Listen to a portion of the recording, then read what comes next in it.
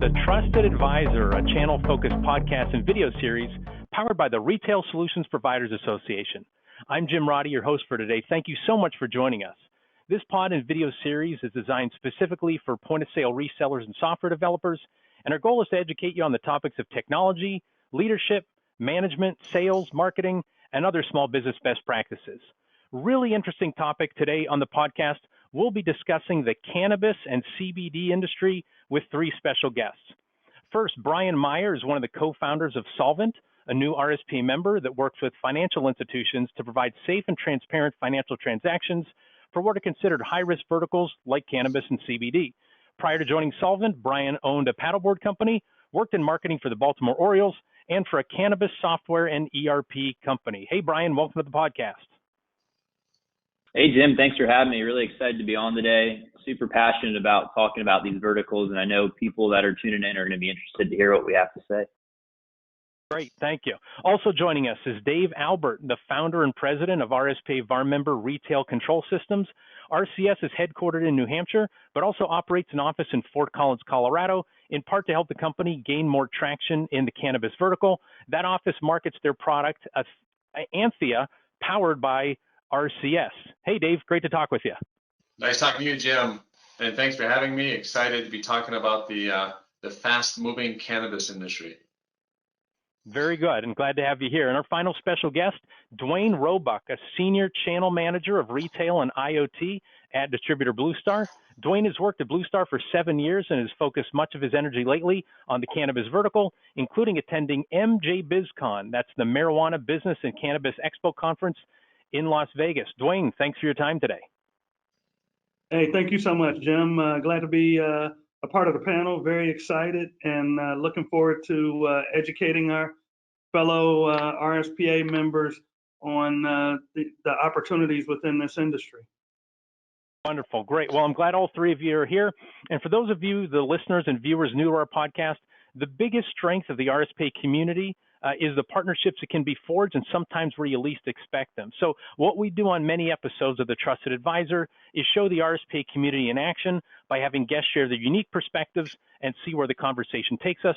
That's what happens every day among RSPA members, and we thought it'd be interesting to share that with you. All right, let's rock and roll. And before we dive into the details about this vertical, I'm curious, and I'm hoping all of you can answer this, but Brian first, what do you say to somebody like me who his entire life has not been around cannabis or marijuana? I don't know CBD from THC, right? And my approach my whole life has been when I hear about marijuana and I know it's been illegal, I'm like, I'll never touch the stuff. I have no interest in it. So like, where do you start a conversation with someone in our channel who considers cannabis completely foreign to them? Yeah, great question. The first thing that I usually tell people is to put your personal thoughts aside about cannabis.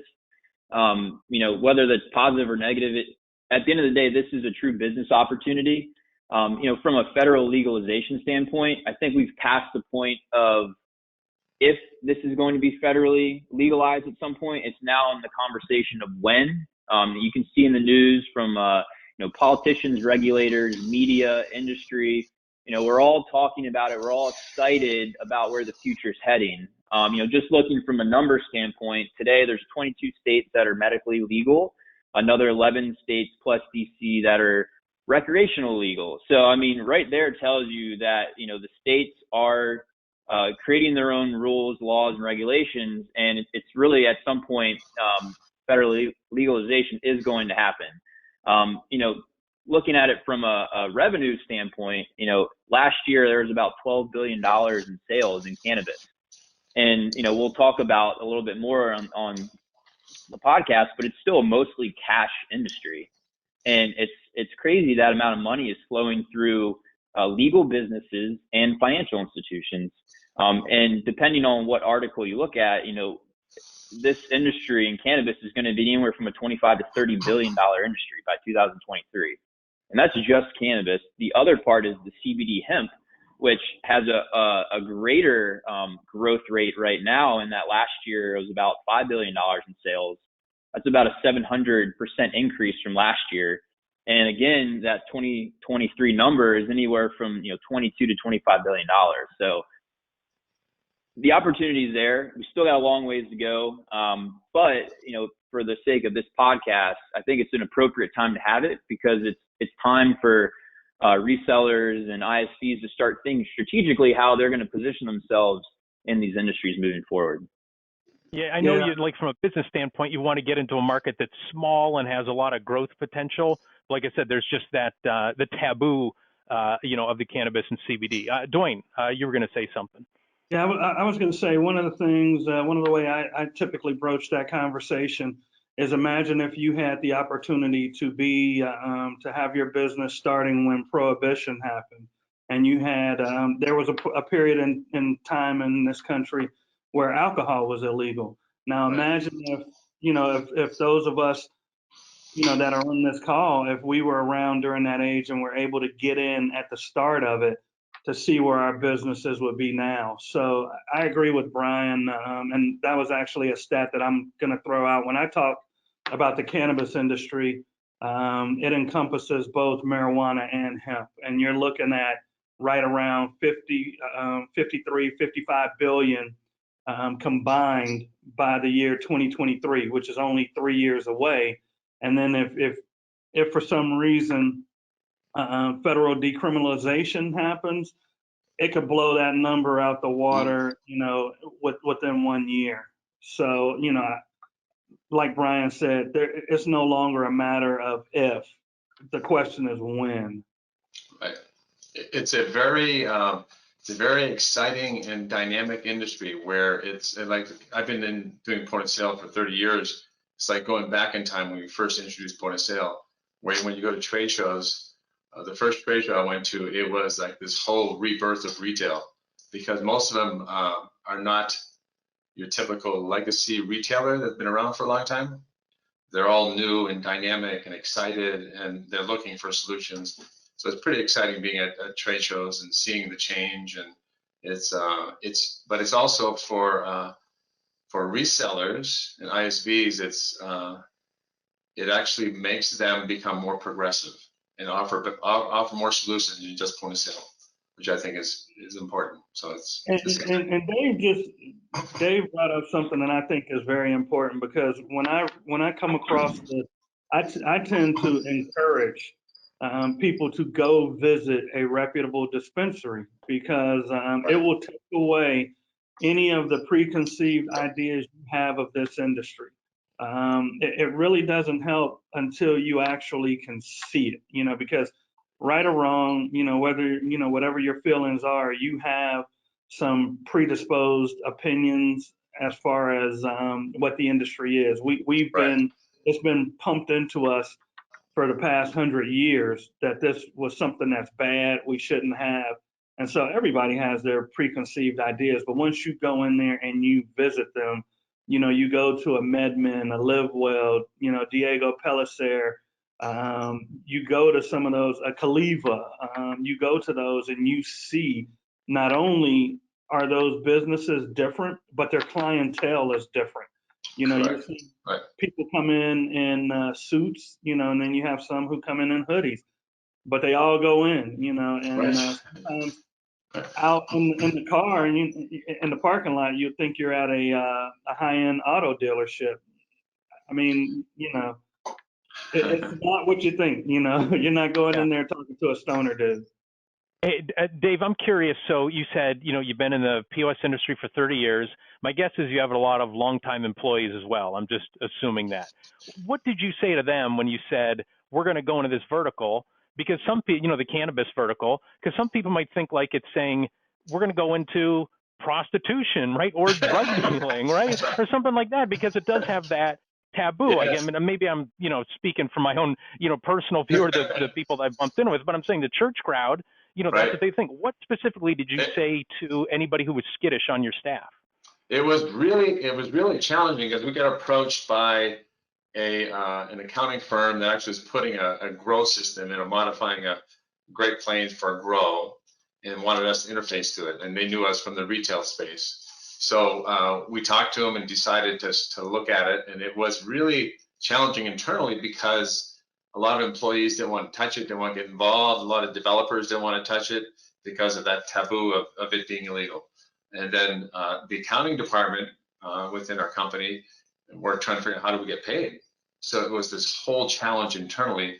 So we decided to commit, and this was like 6 years ago, and did our first our foray into the whole cannabis space. And we learned a lot. We were challenged, and we were uncomfortable, and we looked at potential legal issues and how do we get paid and banking, and but it was, I think we've gone over that, and now everyone's really embracing it and really excited about it because it's challenging us as a company, which is what everyone needed. But it's a scary commitment, especially 6 years ago. Not so much now, but 6 years ago it was intimidating to get into.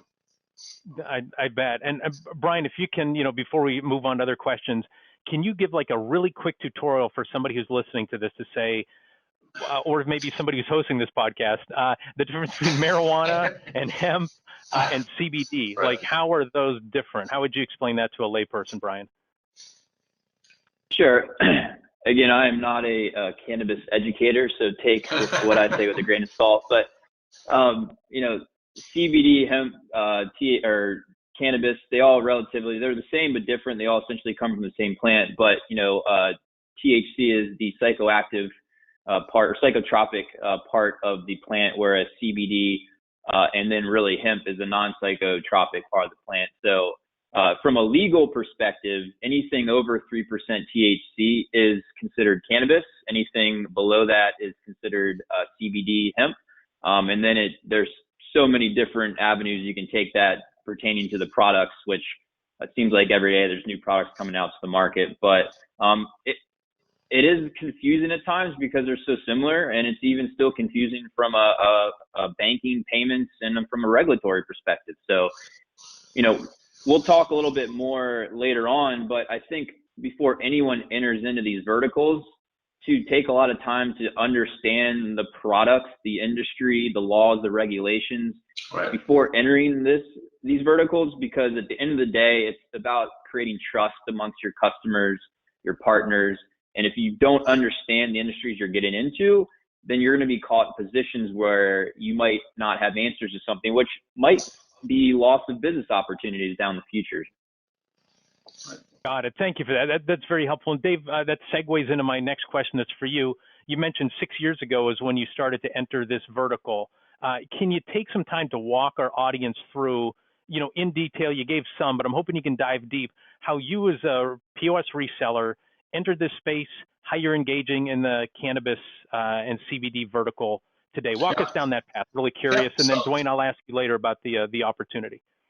Yeah, so we, like 6 years ago, this accounting firm approached us because they knew us from doing point of sale systems in different markets, but they approached us to actually build a point of sale back-end inventory control system that we could tie into their back-end and growth system.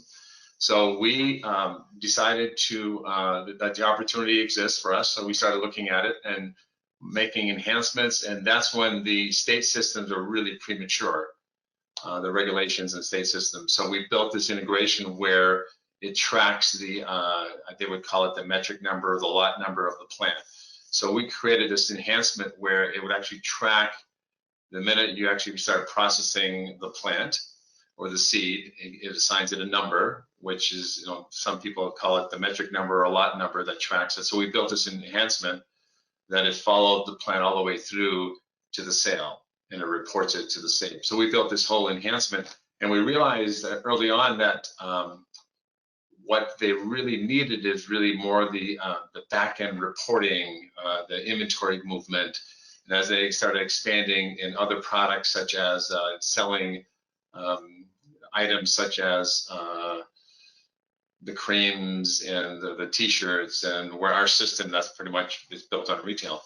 So we started doing enhancements. We started building a reporting specific for the industry, and we kind of tiptoed. We walked into it, so we're still a little apprehensive as far as really committing wholly into the industry because of all the potential issues with it.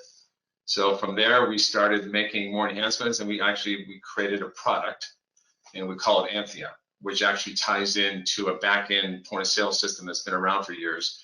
which is an NCR product. So we kind of built this front end that actually runs and utilizes all the tools of a real powerful enterprise business system. And we talk to different back-end systems. So we actually made it so we can actually talk to any grow system out there. And that was our goal, is to make it so it's a powerful point of sale system that ties into back-end systems. And we learned pretty well in the last couple of years, because of how the industry is evolving, that the demands keep increasing as far as what they want a system to do. And so it's moving, it's fast paced. There's always something that they want that's new, cutting edge. So it's a lot different than just your typical retailer. And we learned, it's exciting. And so now you've been a VAR, and now it sounds like you have developers on staff, or a developer. I guess if you can answer that question first, like how many folks do you have who are diving into this, software integration standpoint of it, if you don't mind me asking? Yeah. So what we did is we were fortunate enough where we actually we have multiple developers that develop for cannabis, but we worked with a larger cannabis retailer out there that really becomes our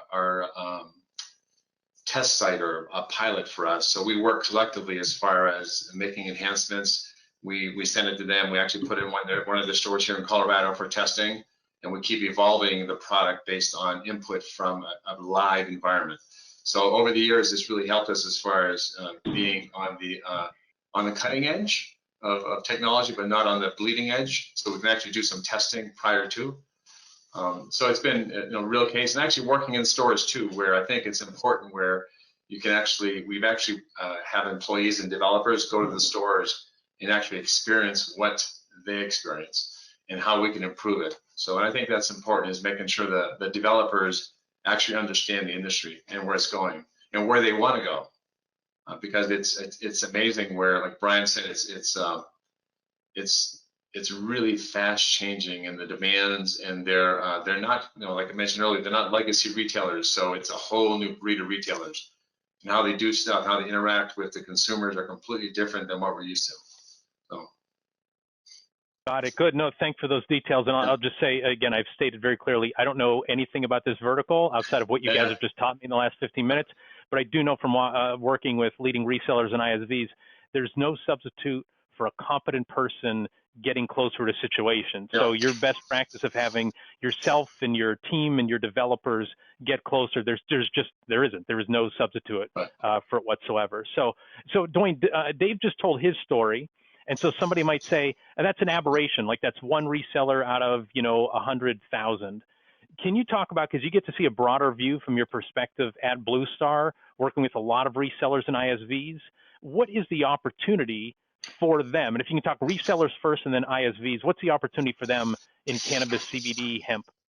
Okay, so what I'll do is I'll start by reiterating the market, opportunity that Brian and I talked about earlier. You're looking at an anticipated 55 billion if things just stay the way they are now by 2023. And I tend to start differentiating cannabis because of some of the things that Brian brought up as marijuana and hemp, because even though scientifically they're the same, they're treated legally completely different. So across both of them, you have what I would consider three areas to focus: the grow, the process, and the dispense. And so from a reseller perspective, it really helps to understand where you fit within that. So let's take the grow and the process. You're looking at solutions that are going to involve barcode scanners, scales, cameras, access control, network infrastructure, labels and media, and RFID. Those are probably the big areas, and that goes across grow and process. Once you get into the dispensary side of things, that's where it opens it up for point of sale. We're now seeing kiosk solutions, and then you still have cameras, access control, network infrastructure. Digital signage comes into play because a lot of these guys use a digital menu board because it makes it easier for them to not only update their products, but to control, what's put across a variety of different locations. You still have scales. Labels and media become big because everything in there has to be labeled and has to have a barcode on it. So imagine you walk into a Walgreens and you have to provide a barcode solution across all of it that runs into the state database.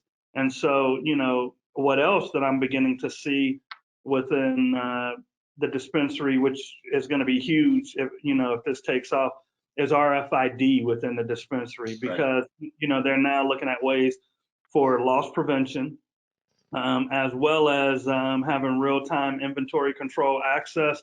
While barcode scanning provides some level of operational efficiency, RFID can give you real-time inventory access. And then some of these guys are looking at it because a lot of the product has a shelf life of about 90 days. And so as people start moving it, on the shelf, you want to maintain, make sure it doesn't go past that expiry date, or as it's coming along, be able to find the product within the store and then, maybe have a sale or something like that. And that's, across the cannabis.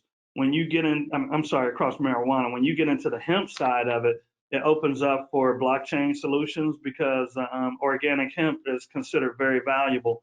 And so, like in traditional retail or high-end luxury apparel, you want to be able to ensure the authenticity of the goods. So a lot of these guys, with marijuana, once it goes out to the process, it never comes back to the grower. With hemp, that's not the case. A lot of them, they may have the CBD extracted and then want the biomass back, because we all know hemp can be used for a variety of different things, which is why I agree with Brian. I think, long term, even though everyone else is talking, marijuana right now, there are so many different use case scenarios for hemp. I see that being the, like the larger winner long term. Got it. No, thank you for that. That was a great answer. And I guess if you can, Duane, even just add on, like, driving yesterday, my wife and I going down a local road here, there's a convenience store and it says CBD oils for sale. And you're thinking, oh, like anybody can do that? Is that the case? Like anybody can sell that, but it's the cannabis that's more regulated? I guess if you can paint that picture as well, so, our reseller and ISV listeners understand. Yeah, I have a lot of elderly family members that have started purchasing CBD from all over the place. I would tell you to do your research because even though, people are marketing CBD oil, there's really no way to ensure authenticity and quality of it. And so what tends to happen is, if you're purchasing off the web or places like that, there's no guarantee, unless you get a reputable place, that's really CBD oil. It could be olive oil, vegetable oil, what have you.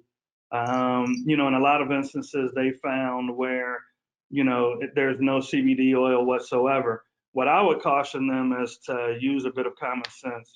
For me, I don't tend to go to the grocery store to pick up, milk and cheese. And I mean, not the grocery store, but the convenience store, like a gas station. I don't go there to purchase milk and fruits and produce and things like that. I mean, they sell it and it could be legit, but I tend to go to a grocery store. I would tell you to do your research, go to a reputable place. It's easier now than ever to get, authentic, CBD, because CVS, Walgreens, Kroger, a lot of those stores sell it. And I don't, mean to knock anyone, that's going to a gas station. If you're going there and it's a quality product, great, but that wouldn't be my first choice. I would look to go somewhere that's licensed, or at least, somewhere that has more of a established reputation in this industry. Yeah. No, thank you for that. And so, Duane, I thought you did a great job answering a lot of the landscape of where the opportunity is for resellers and ISVs. Brian, can you take it specifically from a payments perspective? Because I know when I talk to VARs about the opportunity and are you interested in the cannabis market, they say, boy, I make a lot of money off my payment processing residuals. I don't see that being available in the cannabis market in the vertical. Can you talk about the opportunity as we stand right now in early 2020, and then maybe down the road, because it seems like this is in your wheelhouse and Solvent's wheelhouse? Yeah, so this is always a fun topic because, you know, CBD is more legitimate to be able to allow compliant payment processing, both in brick and mortar and e-commerce. But for cannabis, it's much more in the gray area because the card brands have come out very strongly and said no cannabis transactions can go on the rails. Now, they have, because there's all different types of solutions, whether it is a completely illegal solution that is miscategorizing transactions, whether it be a gardening company, a health and beauty company. I've seen them all. I've been to many stores myself and have seen my statements, and they're like, this is definitely not a dispensary. So you got your illegal solutions, and you have a ton of solutions that play in this gray area. So it's not illegal, but I wouldn't really go as far as say legal. So, I mean, these are like the closed loop systems, both from, you know, a hardware perspective and also virtual wallet solutions that are out there. Blockchain, cryptocurrency, there's some solutions. And then there are what I call legitimate solutions, but not the most customer experience proven or adaptable, as in a ACH direct transfer virtual wallet solution, where essentially the customer or the company has an integration with Plaid, for example, which has been in the news recently, where they just tie their bank account to the virtual wallet solution and pay that way. So, you know, what I would say to resellers is that, you know, you have to really understand the solutions out there and look really diligently at the businesses that you're speaking with to understand whether they're actually legitimate or not. And I say that because one of the major payment providers in the last couple of years, Lynx, has come out to be proven very fraudulent in that there are millions and millions of dollars in lawsuits, and businesses are being withheld from their hard-earned money. And so that's just an example of what can go wrong if you choose to go with some of these companies. And the landscape is still not proven yet. Again, it really is going to come down to the laws and the regulations to be able to open up more legitimate solutions. So what I would say is, if you're interested in getting in this vertical, I would say start with the CBD side first, because it's much more transparent from a reseller perspective. And what's really cool with what we're doing at Solvent is, you know, we're very tech enabled, and so how traditional resellers support their customers, we elevate them to do that through our own technology. And so they're able to support their customers through our platform from a digital automated standpoint. And so, you know, we take away how it used to be done, where, you know, paper process, very like kind of like legacy old school, where we're enabling all of our technology that lives in the banks, that lives in the ISOs, that lives in the PayFacs of the world. And so, you know, we're really excited, and it's actually my job is creating our partner network. And so I'm really excited to go to market with that soon and allow the best of breed resellers, which is one of the reasons why we joined this community, to allow them to use our technology to do their jobs better. Got it. Thank you for that. Piggybacking on what Brian said, a lot of the obstacles that he's talked about are things that we've internally faced as well, because, you know, we do key injection facilities and things like that. So we've had resellers in the space looking for a viable, solution that can take credit cards and things like that. And we've actually backed off of it because, typically once you peel back several layers, you find out it's either offshore banking or, for lack of a better word, it's almost like money laundering, where, like Brian said, you set up something as a landscape company, but it's really pushing ACH transactions. And these guys in this industry, they're pretty creative. I've gone to dispensaries where, what you do is you purchase a gift card, and then they take that gift card and transfer the balance of the gift card, to whatever the sale is. But that's, to me, that's not something that I would put out in front of a quality reseller. I think, just being fully candid, and somebody could tell me if I'm wrong, but I think until this is decriminalized, you're really running a risk because, with all of this phishing and things like that, you open yourself up to your money going to some bank somewhere in another country you don't know about. And the best case scenario is that they leave you alone. The worst case is now they've got your credit card information and can start racking up bills everywhere else. Yeah, and we've had some retailers that have actually had the payment devices utilizing it under some whatever firm, real estate firm or whatever, and it's just a matter of time before the processors find out and they shut them down. And of course, then they hold on to the funds. So yeah, and I know from Dave's perspective of being a cannabis point of sale company, like he probably has his hands like this, praying that some of these rules and regulations change. Right. Because from a point of sale perspective, I came from that world as well, and it used to be more lucrative just having a solution because you could have a high subscription based revenue model. But now with heavy competition coming in from all directions, right, the price of the subscription is substantially decreasing. So now what point of sale companies are having to do are bolting on value added, tech and services, i.e., CRM, marketing, data, the menu integration. And so, from Dave's perspective, like, this is really critical to the longevity of his business because at right, some point he's got to add different revenue models off of his core point of sale solution. Yeah, I think that's what's exciting about it because there's so much technology that they want. Like I was with a customer yesterday, and what they have is this a kiosk for queue management.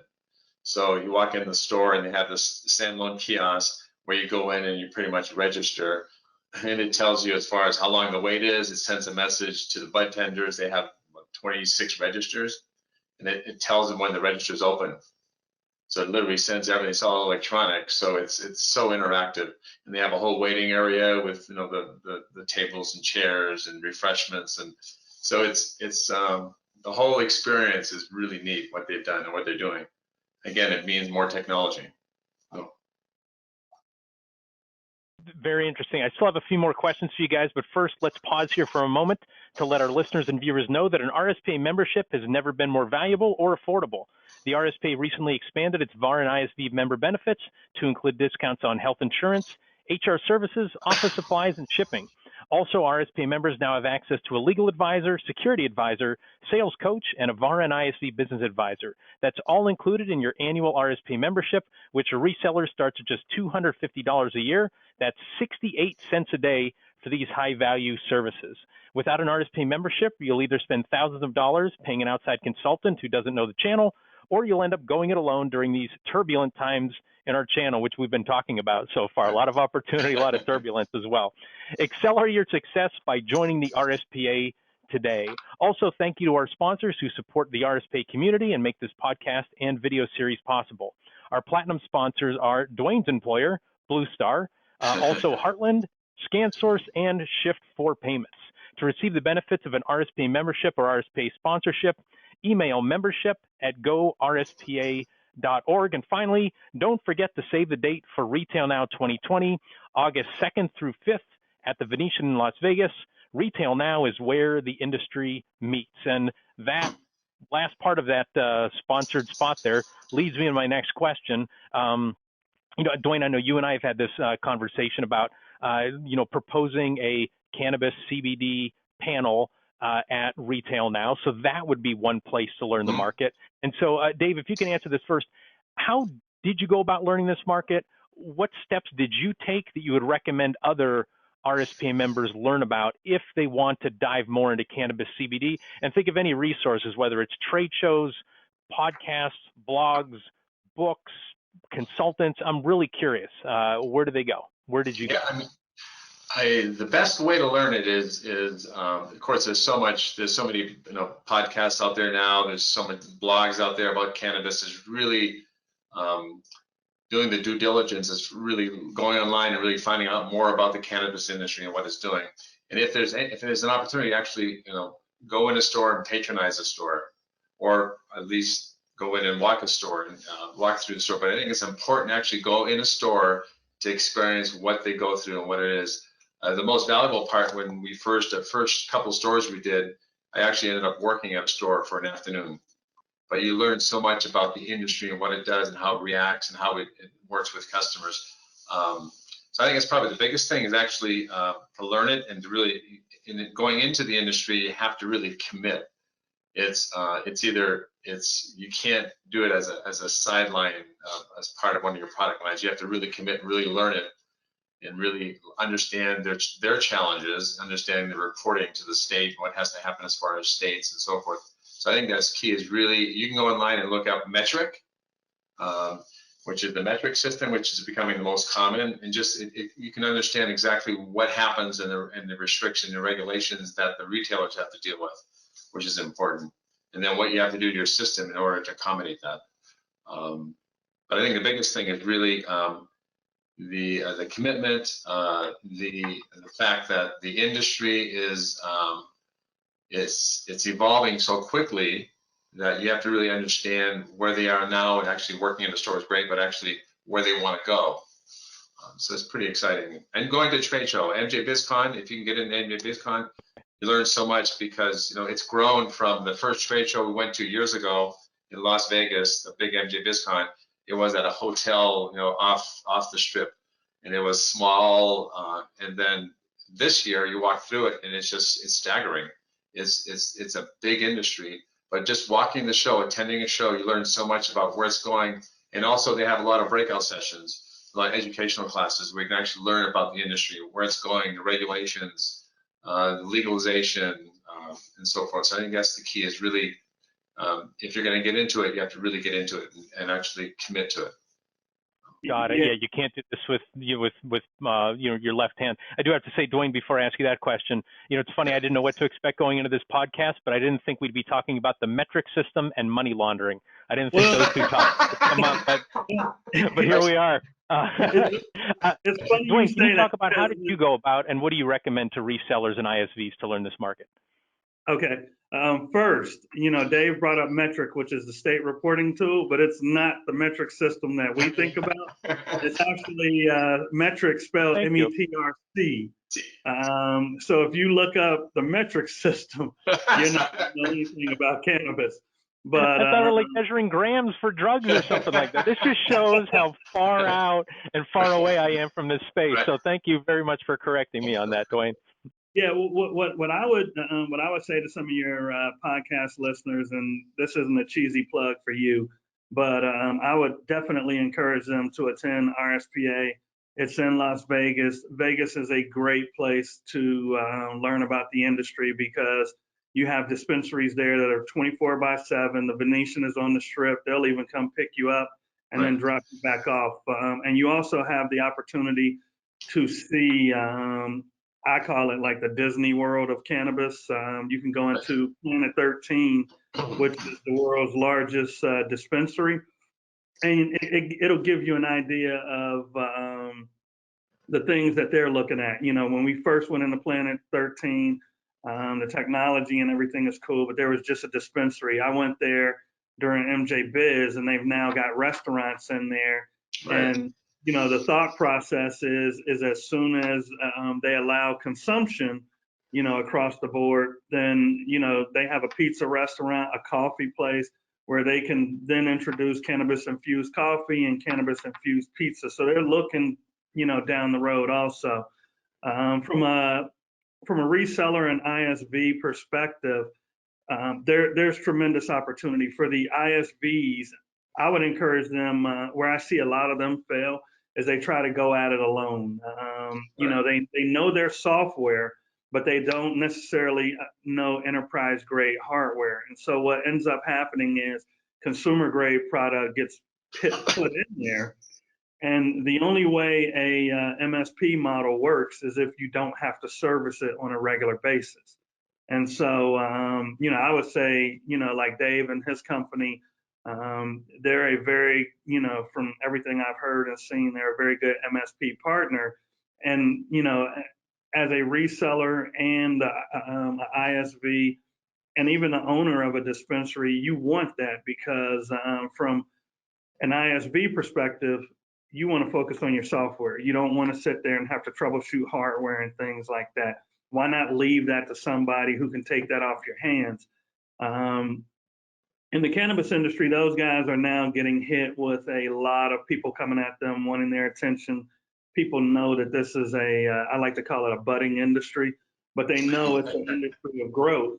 And so everybody's reaching out to them. And I would say to those guys, lean on a managed service provider like, Dave and his company, because that way you can focus on what your core business is, which is cannabis. Why get into, meeting with different manufacturers, learning about scanners? You don't care about that. That's where a trusted value-added reseller can really do well in this space. But that's the key, because if you're competing just based off of price, I can tell you right now, this is a very millennial-driven industry. Right. Those guys can get on Amazon, Google, they can go to places and they can find the hardware cheaper. So, your thing is to sell them the value. The hardest part is just, getting into the industry. And I would tell you, there are other shows. There's one in particular that's going to be at the Paris Hotel in Vegas in April, called the Cannabis Conference. It's put on by GIE Media, who runs Cannabis Dispensary Magazine and Cannabis Business Times. Those guys their show is probably one of the best I've ever been to from an educational standpoint, on the breakout sessions and things like that. MJ Biz is pretty much the World Series of shows. Right. So, you definitely want to put your best foot forward on that one. Thank you. And so before I ask Brian what resources he would recommend, I just have to note at the 41-minute mark, we had our first marijuana pun from Duane about the budding industry. It was either going to be that or somebody calling this a podcast was another one. We're growing vertical, something like that. So Brian, can you please pull us out from that? And what resources would you recommend to somebody who's new to this industry, a VAR or ISV, wants to learn more about it? Yeah, so I kind of zeroed in on the sites that I have used to become more educated on these industries. So from a product and industry education perspective, Green Flower, it's green-flower.com is a media company. They have podcasts, TV series, anything you want to learn about the industry, they're the first resource to go to. They've raised a bunch of money to really help educate industry, anyone who wants to learn about the industry. So I highly recommend that. From a law and regulation standpoint, there's a website called marijuanamoment.net. The guy, Tom Angel, he's on Twitter as well. This guy is addicted to sharing daily news about what's going on, and it's an amazing resource for reseller ISV to understand what any regulation or law news regarding an industry. They do it from a federal, state, and even community standpoint. I personally love the investment financial part of the industry. I think it's very exciting, and there's a lot of money getting thrown around. So New Cannabis Ventures is a really good source to keep up to date with the funding, what's the funding changes that are happening in the industry. And then where I get most of my news is utilizing Google alerts and setting up my keywords. So cannabis point of sale, cannabis banking, payments, different companies. And so every day I'm learning something new just from, getting my daily Google alert list and staying on top of what's going on. Right. So those would be my 4 resources that I use personally to help stay educated. Yep. I would say too, MJ Biz, they have their own magazine, MJ Biz Daily, as well as a daily newscast that goes out where these guys are interviewing dispensary owners, growers, processors. Depending on the level within your organization, you can get a free subscription, and you can get free subscriptions to Cannabis Business Times and Cannabis Dispensary Magazine also. So, to Brian's point, there's a ton of information out there. If we've got any resellers that listen to this, I have, collateral that we've developed that I'm, more than willing to share. That's one of the great things about this industry is a lot of people, even though they may compete, they want to see the industry, grow and move forward. So a lot of them are more willing to, do more sharing than in other industries that I've worked with. Yep. That's great. And to put a bow on this question before I get to my final two questions, I just say another resource and kind of touch on at the beginning of this podcast is, everybody right now knows Dave Albert, Brian Meyer, Duane Roebuck. Find them on LinkedIn, right? Reach out to them. If you're not an RSPA member, hopefully they'll say, no, you've got to join the association. Let's get together at retail. But there's no, again, there's nothing replaces being able to connect with folks and have these one-on-one discussions and really get your questions answered. So, all the resources that our guest just mentioned today, strongly encourage our listeners to check into those, but also connect with these individuals and see if they can answer your specific questions. So, I want to go ahead. They can meet us at your show in August. That's right. Yes, everybody come to Retail Now. All three of our guests today will be there and potentially part of a panel. And if not, they're either going to be at a booth. They'll be walking the show floor. We're happy to make that connection for you. That's another thing we do from an RSPA perspective. If you want to reach out to these three individuals, individually, if you want to reach out to me, you're an RSPA member or your member services manager, we're happy to make that connection. So we've only got a few minutes left. And one thing I want to ask is, because this was the least confident question set I ever put together for an interview, maybe since I was in high school. And so if I can go around the horn and go Dave, Brian, and Duane, before I ask my final question, what didn't we talk about that maybe we should have? What is something big that we missed that our VARs and ISVs listening to this need to know? So again, Dave first. Yeah, I think probably one of the challenges I'd say is which we experience is being patient if you're going to get into the industry, because it becomes one of these hurry up and wait type scenarios, because a lot of these dispensaries are waiting for the licenses and the approvals from the city and the state. So they need to, they're waiting for it. So they're placing the orders, getting everything set up, and we're just waiting for them or waiting for it to actually happen. But when it happens really quick. So it goes from being a silent crawl to a run. And it's just being really, you have to really be able to adapt to the fast pace, having to install it, having to implement it really quickly.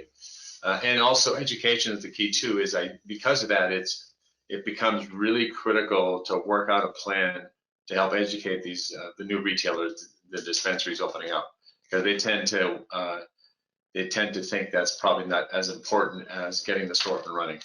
So it's, and again, we're trying to make it so it's really more modern with webinars and webcasts where they can actually just download, how-to type scenarios, more FAQ type information. So. Great, thank you, Dave. Duane, what did we not cover that we should have?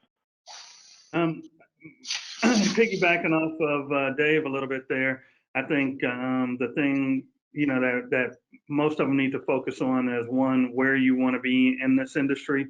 Like Dave said, educate yourself on the industry. This is not like other industries where you can just walk in the door and they're going to be willing to talk to you.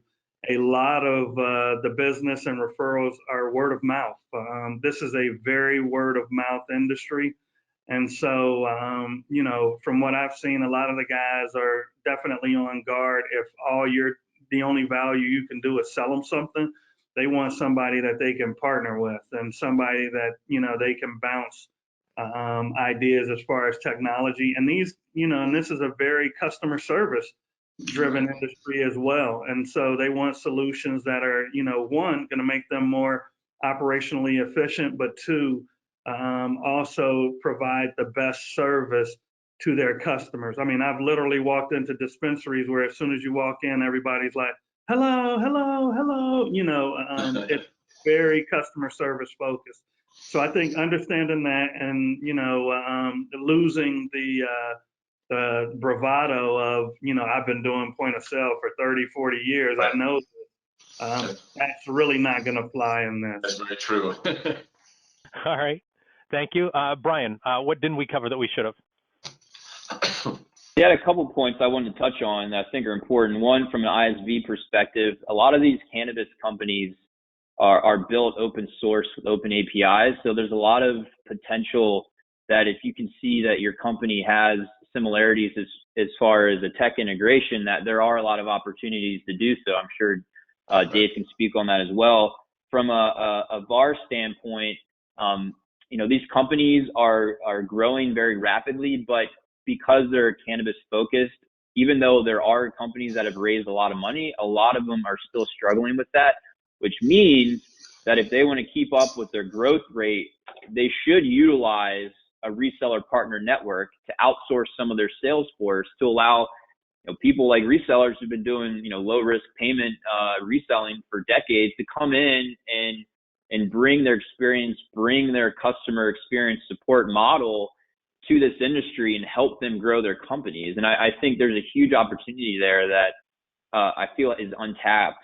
So those two, and then from the last point I had is if someone is listening or watching this webinar and is interested in moving forward in these verticals, I would take a phased approach in that I would test out your capabilities in the CBD industry, because I think it presents a much larger short-term opportunity to help scale your business. And then while doing that, learn from your experiences. And then once the laws and regulations open up or become more standardized for cannabis, take what you've built for the CBD and apply it to cannabis, because essentially it's going to be very similar. And so that would be my suggestion.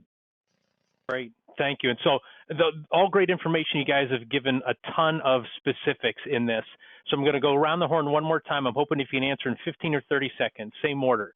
If like we have VARs and ISVs listening to this, you don't know exactly who they are, but if you had to tell them one or two first actions to take, what would it be? So Dave, what would those be? Again, in 15 or 30 seconds, where would they start?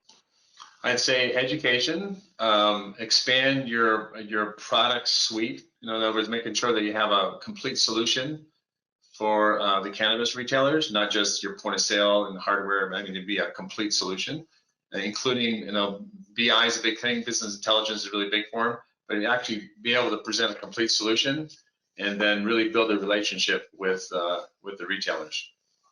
Got it. Thank you. Duane, what would be your one or two in 15 or 30 seconds? I would tell them to, partner with people in the industry that can, to Dave's point, help educate you.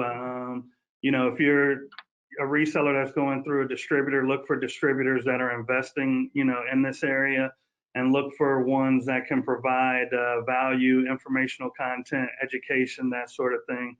And, like Dave said, pack your patience. It's not something that's going to happen immediately, but if you've got a sound and solid long-term strategy, there's tremendous opportunity. Right. Thank you. Brian, you get the last word on this. What one or two actions would you recommend?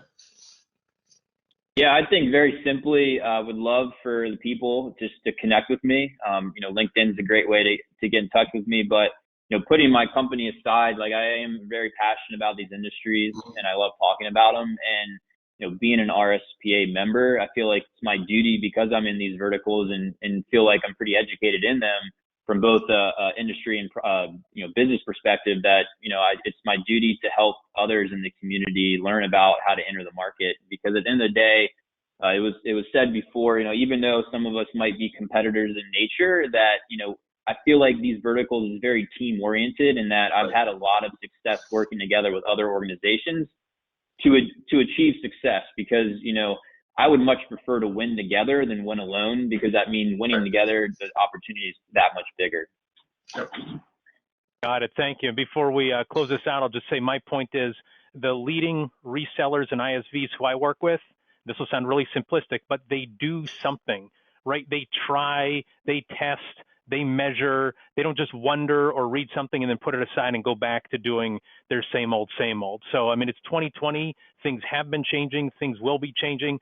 So make sure you're not sitting still. Make sure you're not just wondering and hoping. Take the initiative and try, test, measure, and see what works for your business. So, well, to our listeners and viewers, we hope you enjoyed our discussion today. If you did, be sure to subscribe to the RSPA YouTube channel and the Trusted Advisor podcast so you never miss an episode. We'd also appreciate if you'd rate us wherever you find your favorite podcast.